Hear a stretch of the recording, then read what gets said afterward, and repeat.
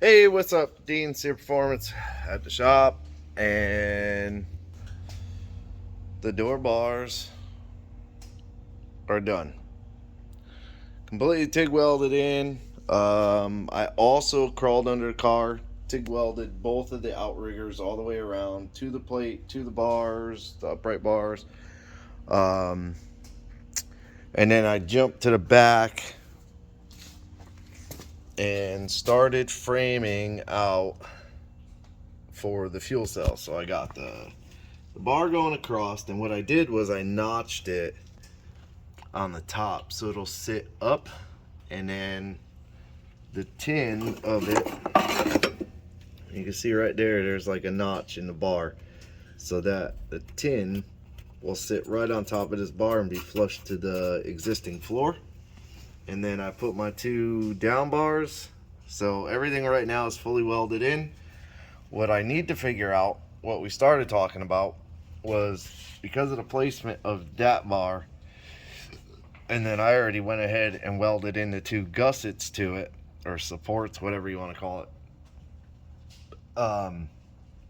The anti-roll bar would be in the way, or that bar would be in the way of the anti-roll bar, the links coming across, which you could lower the anti-roll bar a little bit, or lower the links a little bit, but they're in the way. It would still hit that bar. So what I proposed him doing, instead of trying to cut this bar out, redo all kinds of stuff, where I ground down the frame is roughly where the Team Z, it's like a universal billet anti-roll bar kit that they sell, and it comes with inch and a quarter inch wall tube, the brass bearings, and billet links. So you can, their standard for anti-roll bar is 24 inches on center from the links. I can't, whatever they're called, the bars, the arms, the arms, yeah. So they're 24 inches on center, which would run into the shocks. So you take the universal weld together one and you move them in. You move the arms in 2-ish inches on each side. So I marked it 20 inches on center. I already sent him everything. Weld the bar here. That way you have all the swing, because that bar is welded over the rear end housing. So you would have tabs off the axle tube that come back.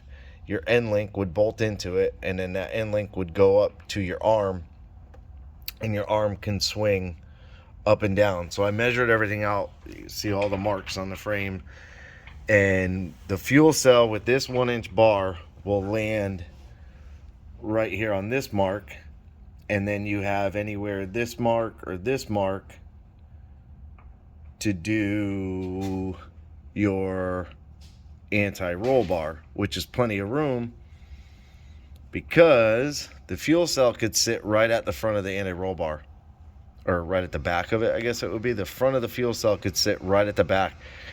So I'm going to pick up a piece of tube. I have a long enough piece, but it's the one with the hump that I made to go across.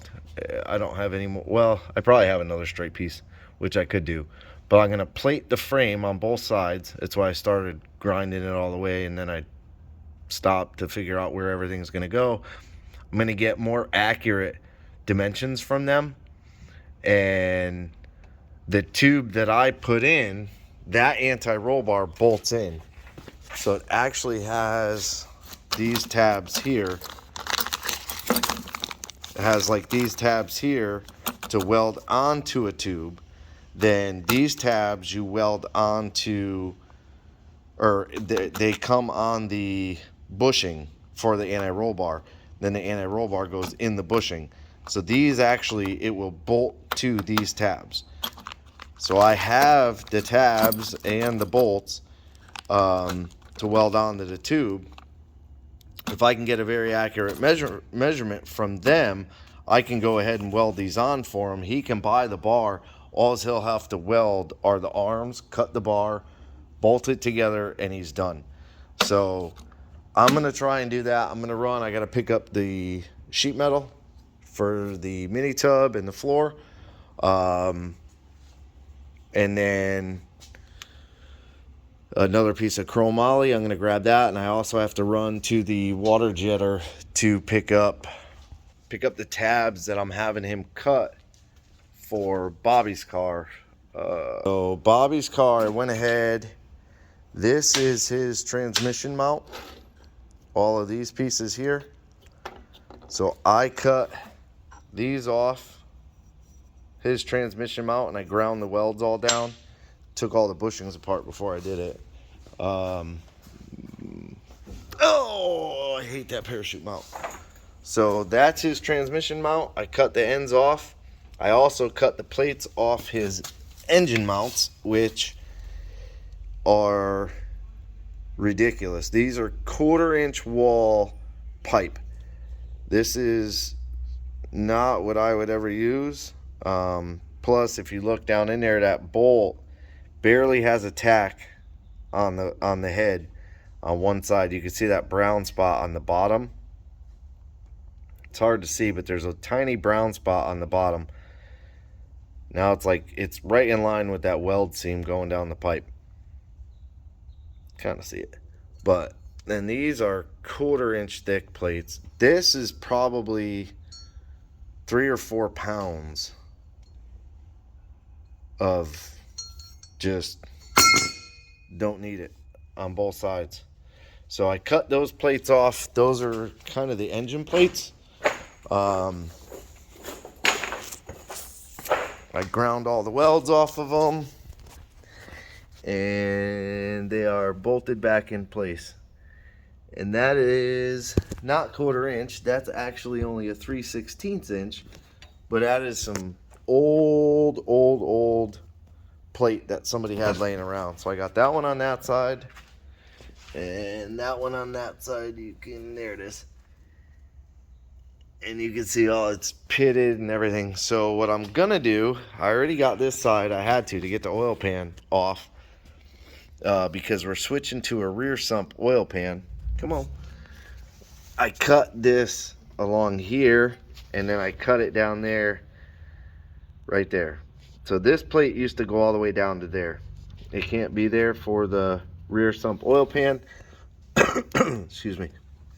I'm also gonna cut the tube right there along that weld, grind it all back away, and then I'm going to use the 1.25 inch that I have, and I'm going to make a tube that probably comes off up higher, somewhere up here, and go a little more. Oh boy, there's stuff falling apart everywhere here.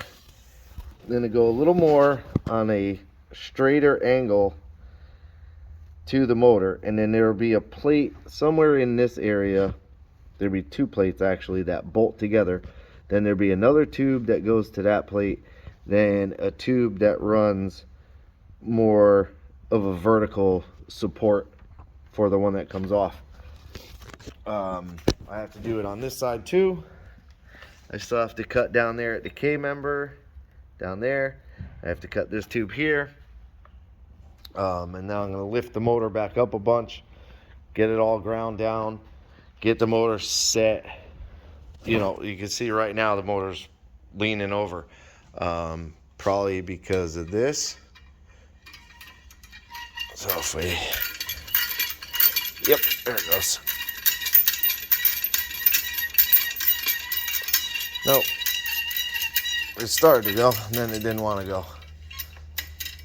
Oh, actually, I might be going the wrong way.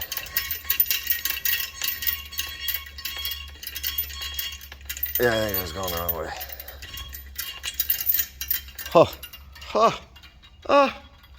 What in the hell? Is this a reverse thread? No, not a reverse thread. There it goes. Daggone it. I can't tell if it's going or not. It looks like it is. Yeah, it's going. Now it's going. Little by little, it's going. But anyways, I'm not ready to do all that yet, but I will level the motor, get it height-wise where it needs to be, side to side where it needs to be. I think it can come this way. Can't come much because the brake master cylinder booster, brake booster, is in the way. Can't go too much farther back because of everything is stuffed back here. This coolant line, which, you know, very, very tempted to get rid of, or at least shorten it. It basically runs, I believe, to the back of the cylinder head down there in a rubber hose, and then it comes under the motor to right there, and then rubber hose into the motor. So it doesn't look like it's all that supported, but I don't know, it's crazy. Here's all kinds of stuff attached under there. There's literally all kinds of shit under there. I don't know what that is. What the hell is that?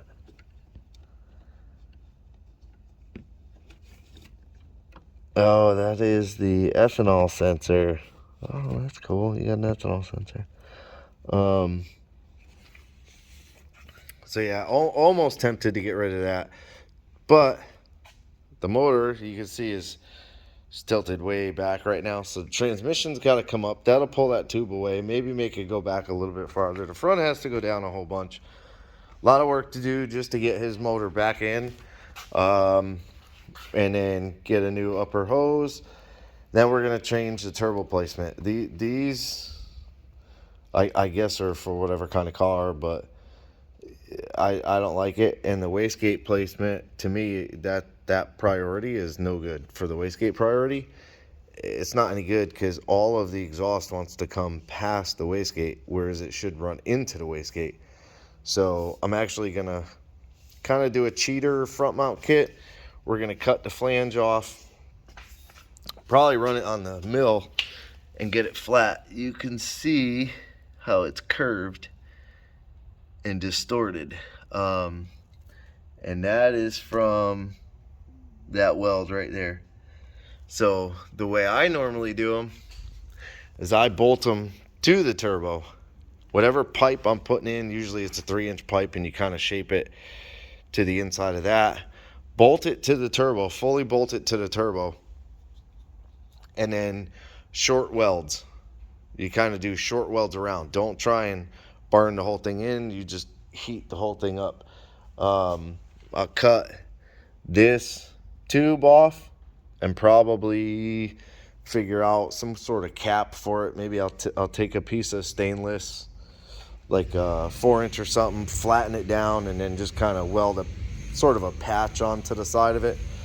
And we're gonna mount his turbo up here. We're gonna move the reservoir that the hose runs from all the way over there to all the way over here. So we're gonna take this reservoir, it's just on a little flappy bracket, unbolt it from here, and probably mount it somewhere off of here.